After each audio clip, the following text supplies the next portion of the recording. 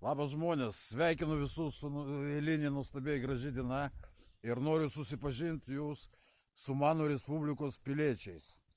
Va, čia kurie namie šiandien, pusryčiaujam mes, pusryčiauja kokybiškai, višta, viskas kaip reikia, vienas van tingi iš vis atsikelt, guli savo ant saulytės, šildosi.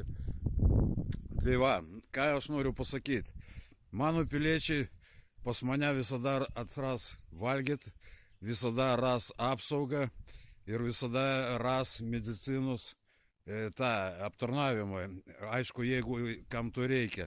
Ir noriu pastebėti, kad visą tą dalyką jie gauna nemokamai, kadangi jų valdovas, prezidentas, caras ir taip toliau esu aš. Ir jie žino, kad aš visada jais pasirūpinsiu.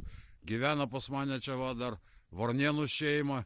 Irgi va, jų maisto bankas visada pilnas, stirnų daug ateina, ežiukų, lapių, nežinau, visi čia randa to, ko ieško. Ir nieks iš jų neprašo, nereikalauja kažkokių pinigų, pelių ar taip toliau.